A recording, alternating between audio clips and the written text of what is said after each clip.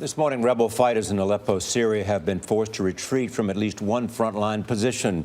After days of aerial bombardment, there are reports that Syrian army troops have launched a ground offensive. Meanwhile, Syria's president has surfaced again to rally support. Holly Williams filed this report from the border of Syria and Turkey. We caught our first glimpse of President Bashar al-Assad in more than 2 weeks. His absence had led some people to believe that the Syrian regime was on the brink of collapse. But now Mr. Assad has appeared on state television, and he certainly didn't look like a dictator on his last legs.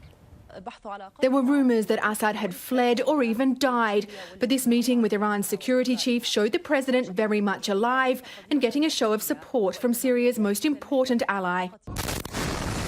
There's no sign that Mr. Assad is giving up the fight against the opposition. Government forces are battling to drive rebels out of Aleppo, Syria's biggest city. Both sides say Aleppo's fate could be decisive in this deadly struggle for control of the country.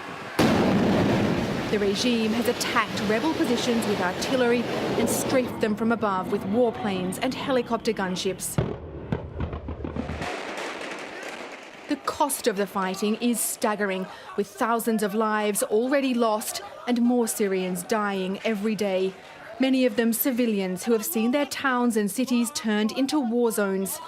Syria's former Prime Minister, who defected this week, has appeared on television.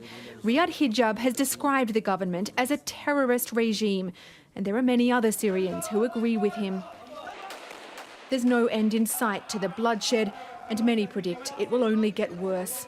The Iranian government says this is not just an internal conflict, but a battle between Syria and its allies and other countries. That's presumably a reference to the US and its allies.